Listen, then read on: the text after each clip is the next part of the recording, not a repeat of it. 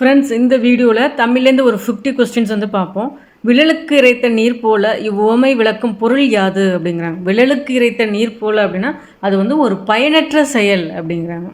உவமையால் விளக்கப்பெறும் பொருத்தமான பொருளை தேர்ந்தெடுத்து எழுதுதல் அப்படிங்கிறாங்க. எப்படி விழலுக்கு இறைத்த நீர் போல அப்படிங்கிறது ஒரு பயனற்ற செயல்னு சொல்கிறாங்களோ அது மாதிரி மடை திறந்த வெள்ளம் போல் அப்படின்னா என்ன அப்படிங்கிறாங்க. மடை திறந்த வெள்ளம் போல் அப்படின்னா வந்து தங்கு தடையின்றி வந்து மிகுதியை அப்படின்னு வந்து சொல்கிறாங்க. மடை திறந்த வெள்ளம் போல் அந்த உவமைக்கு வந்து உள்ள பொருள் வந்து என்னென்னா தடையின்றி மிகுதியாய் செல்லுதல் அப்படிங்கிற மாதிரி. தன்வினை பிறவினை வந்து சொல்லியிருக்காங்க. இதில் வந்து கவிதாவால் உரை படிக்கப்பட்டது, அது வந்து என்ன வினை, தன்வினையா பிறவினையா செய்வினையா செய்யப்பாட்டு வினையா அப்படிங்கிறாங்க. படிக்கப்பட்டது அப்படின்னு வந்திருக்கு. கவிதாவால் உரை படிக்கப்பட்டதுங்கிறது செய்யப்பாட்டு வினை வாக்கியம். பாண்டியர்களின் கப்பற்படை தளம் வந்து எது அப்படிங்கிறாங்க. பாண்டியர்களோட கப்பற்படை தளம்னா வந்து கொற்கையை தான் வந்து சொல்கிறாங்க. பாண்டியர்களின் கப்பற்படை தளம் வந்து கொற்கை. தன்மணல் இலக்கண குறிப்பு தருக. தன்மணல்னா தன்மை கூட்டல் மணல். ஸோ வந்து இது வந்து ஒரு பண்பு தொகை வந்து சொல்கிறாங்க. தன்மணல் அப்படின்னா வந்து பண்பு தொகை. பண்பு பெயரும் கொடுத்துருக்காங்க, பண்பு தொகையும் கொடுத்துருக்காங்க. இதுக்கான ஆன்சர் பண்ணும்போது நீங்கள் கரெக்டாக பண்ணணும், பார்த்துக்கங்க. இடுகுறி பொதுப்பெயர் என்ன அப்படிங்கிறாங்க. இடுகுறி பொதுப்பெயர் அப்படின்னா வந்து காடு. இடுகுறி வந்து சிறப்பு பெயர் வந்து என்ன அப்படின்னா வந்து பனை. காரண பொதுப்பெயர் வந்து என்ன அப்படின்னா பறவை. காரண சிறப்பு பெயர் வந்து மரங்கொத்தி. பார்த்துங்க, இது திருப்பி கேட்பாங்க. இடுகுறி பொதுப்பெயர்னா காடு, அதிலே இடுகுறி சிறப்பு பெயர் அப்படின்னா வந்து பனை வருது. காரண பொதுப்பெயர் வந்து பறவை, காரண சிறப்பு பெயர் வந்து மரங்கொத்தி. பண்பு பெயர் இடம்பெற்ற தொடரை கண்டறிக அப்படிங்கிறாங்க. உயிர்களிடத்தில் அன்பு காட்டு, இதுதான் வந்து பண்பு பெயர் இடம்பெற்ற தொடர். அடுத்து பாருங்கள், சொற்களை சரியான வரிசைப்படுத்தி சொற்றொடர் ஆக்குக. முன்ன பின்ன கொடுத்துருக்காங்க, அதை கரெக்டாக ஆர்டராக வந்து எழுதும்போது இன்று கடல் அலையின் வேகம் மிக அதிகமாக உள்ளது. நீங்கள் இதை சொல்லி பார்த்தீங்கன்னாவே இதை புரிஞ்சுக்கலாம். அடுத்து பாருங்கள், சென்றான் இதோட வேர்ச்சொல் வந்து என்ன அப்படின்னா செல். இகழ்ந்தனர் என்ற சொல்லின் வேர்ச்சொல்லை எழுதுக அப்படிங்கிறாங்க. இகழ்ந்தனர் அப்படின்னா வந்து இகழ், அதுதான் வந்து ஒரு வேர்ச்சொல். அடுத்து பாருங்கள், மீ என்னும் ஓரெழுத்து ஒரு மொழிக்குரிய பொருள் யாது அப்படிங்கிறாங்க. மீ அப்படின்னா வந்து மேல் தான் வந்து வரும். ஸோ அதனால் வந்து மேலே. நா என்ற ஓரெழுத்து ஒரு மொழிக்குரிய பொருளை கண்டறிக அப்படிங்கிறாங்க. நா அப்படின்னா வந்து நாவு, அதுதான் வரும். இதே வந்து வை அப்படின்னா வந்து புல் வரும். கொடு அப்படின்னா வந்து தா அப்படின்னா வந்து கொடு வரும். தூ வந்தால் வந்து உன் வரும். ஸோ எல்லாமே ஓரெழுத்து ஒரு மொழிக்குரிய பொருள்கள் தான் இருக்குது, பார்த்துங்க. நானா நாவு, வைனா புல், தூணா உன், தா அப்படின்னா கொடு. ஒளி வேறுபாடு அறிந்து சரியான பொருளை தேர்வு செய்க. அரைனா பாதி, இந்த அரைனா அரைதல். இது ஈஸி தான். அடுத்து பாருங்கள், அறுவடை திருநாளுக்கு பொருந்தாத சொல் எது அப்படின்னா மற்றதெல்லாம் வந்து அறுவடை திருநாளுக்கு உள்ளதான். மகர சக்கரந்தி, லோரி, உத்தராயன் இதெல்லாம் வந்து அறுவடை திருநாளுக்கான பெயர்கள் தான். போகி அப்படிங்கிறது வந்து அறுவடை திருநாளுக்கான பெயர் கிடையாது. பொருந்தாத வினையோட மரபை வந்து கண்டறிக அப்படிங்கிறாங்க. அம்புனா எய்தார், அம்பு எய்தார். ஆடைனா நெய்தார் வரும். முறுக்கு அப்படின்னா வந்து தின்றான் அப்படின்னு வரும். சோறு தான் வந்து உண்டான் அப்படின்னு வரும். தண்ணீர் வந்துன்னா குடித்தான், கரெக்டு. தண்ணீர்னா குடித்தான், பால்னா பருகினான், முறுக்குனா வந்து தின்றான், சோறு தான் உண்டான் அப்படின்னு வரும். ஸோ இது வந்து சி ஆப்ஷன் தான் வந்து தவறு. எதிர்ச்சொல் பாருங்கள், மேதை. மேதையோட எதிர்ச்சொல் வந்து என்ன, பேதை.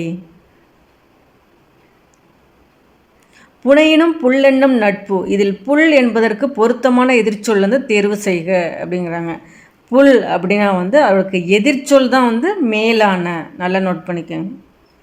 புத்துயிர் ஊட்டி, அது எப்படி வந்து பிரித்தெழுதுக அப்படிங்கிறாங்க. புதுமை கூட்டல் உயிர் கூட்டல் ஊட்டி தான் வந்து புத்துயிர் ஊட்டி. இது திருப்பி கூட கேட்கலாம், பார்த்துங்க. புத்துயிர் ஊட்டி எப்படி பிரிக்கிறாங்கன்னா புதுமை கூட்டல் உயிர் கூட்டல் ஊட்டி. இது பாருங்கள், ஆகாய தாமரை. ஆகாய தாமரைனா அது வந்து ஒரு இல்லாத ஒன்று, அதுதான் சொல்கிறாங்க. ஆகாய தாமரைனா இல்லாத ஒன்று. இது ஒன்றும் வெளியிலேருந்துலாம் எடுக்கல, எல்லாம் புக்கிலேருந்து தான் எடுத்திருக்காங்க. ஸோ புக் கண்டென்ட்டை வந்து நல்லா பார்த்துக்குங்க. எண்ணி துணிக கருமம். அதில் வந்து கருமம் என்பதன் பொருள் அப்படின்னா வந்து கருமம் அப்படின்னா வந்து செயல். சைவ சமய குறவர்கள் வந்து எத்தனை அப்படிங்க. ஸோ வந்து உங்களுக்கு 3ஆ 4ங்கிறது தான் டவுட்டாக இருக்கும். ஏன்னா வந்து இதில் சம்பந்தர், திருநாவுக்கரசர், சுந்தரர், மாணிக்க வாசகர் சேர்த்து தான் சைவ சமய குறவர்கள் அப்படிம்பாங்க. சம்டைம்ஸ் வந்து நம்ம வந்து எப்பயுமே வந்து தேவார பாடல்கள் வந்து என்ன சம்பந்தர், திருநாவுக்கரசர், சுந்தரர் மட்டும்தான் சொல்லுவாங்க. அதனால் 3ம் போட டிக் அடிக்க வாய்ப்பு இருக்குது. ஸோ இதை மட்டும் நல்லா பார்த்துங்க. சைவ சமய குறவர்களோட எண்ணிக்கை எத்தனை அப்படின்னா வந்து 4, மாணிக்க வாசகரையும் சேர்த்து வருவாங்க. அடுத்து பாருங்கள், இதில் வந்து எது சரியான கூற்று அப்படிங்கிறாங்க. திருநாவுக்கரசர் பிறந்த ஊர் வந்து என்னென்னா திருவாமூர் தான் சொல்லுவாங்க. ஸோ அது கரெக்டு. இவர் வந்து என்னென்னா அப்பர், வாகீசர், மருநீக்கியா, தாண்டகவேந்தர், ஆளுடைய அரசு இதெல்லாம் வந்து இவரோட பெயர்கள். ஸோ திருஞான சம்பந்தரால் இவர் அப்பர் என அழைக்கப்பட்டார் அப்படிங்கிறாங்க. தாண்டகவேந்தர் எனவும் அழைக்கப்பட்டார். ஆளுடைய அரசு வாகீசர் எனவும் வந்து அழைக்கப்பட்டார். இது எல்லாமே கரெக்டு தான். ஸோ ஆளுடைய பிள்ளை அப்படின்னா வந்து அது திருஞான சம்பந்தர் வருவாங்க. அதை நோட் பண்ணிக்கோங்க. பாரத தாயின் அடிமை துயரத்தை விளக்கும் பாரதியாரின் நூல் எது அப்படிங்கிறாங்க. பாஞ்சாலி சபதம் தான் வந்து பாரத தாயின் அடிமை துயரத்தை விளக்கும் பாரதியாரின் நூல். பாஞ்சாலி சபதம் நோட் பண்ணிக்கோங்க. அழகிய சொக்கநாதர் வந்து பிறந்த ஊர் எது அப்படின்னா வந்து தச்சநல்லூரில் தான் வந்து பிறந்திருக்காங்க. அழகிய சொக்கநாதர் பிறந்த ஊர் வந்து தச்சநல்லூர். வியாசரின் பாரதத்தை தழுவி எழுதப்பட்ட நூல் வந்து என்ன அப்படின்னா வந்து பாஞ்சாலி சபதம் தான்.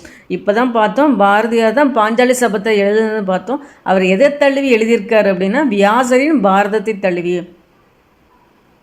காவடி சிந்தின் தந்தை என அழைக்கப்பட்டவர் யார் அப்படின்னா அண்ணாமலையார் தான் வந்து காவடி சிந்தின் வந்து தந்தை என அழைக்கப்பட்டவர். குறுந்தொகையோட அடிவரையறை வந்து என்னென்னு பார்த்துங்க. குறுந்தொகைனா 4 to 8 வரும். அகநானூறு வந்து 13 to 31 வரும்.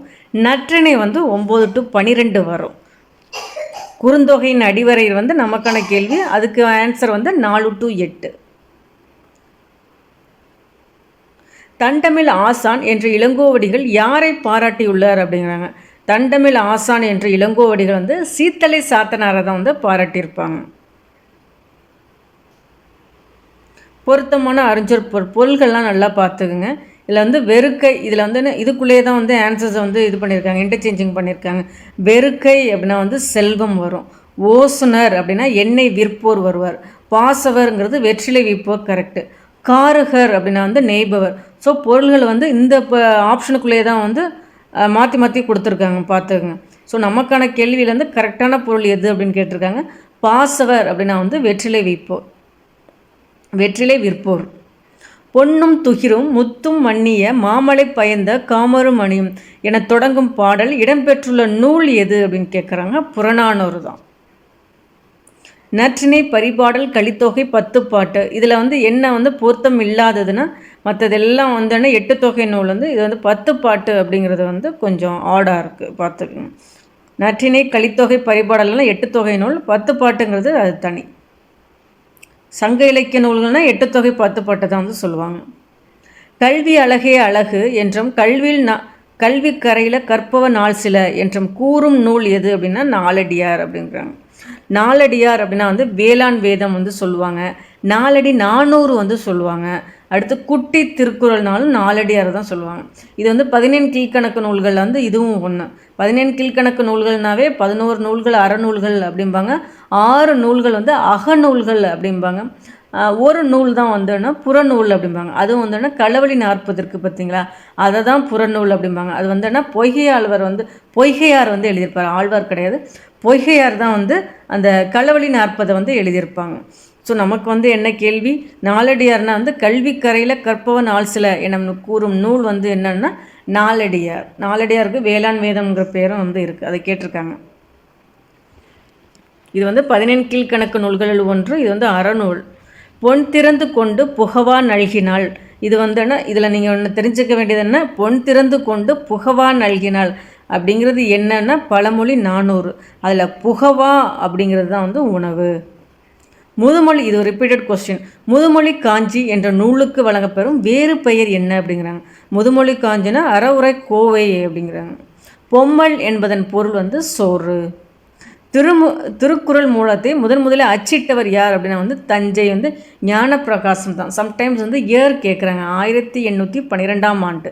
அதை நோட் பண்ணிக்கோங்க. திருக்குறளில் வந்து முதல்ல வந்து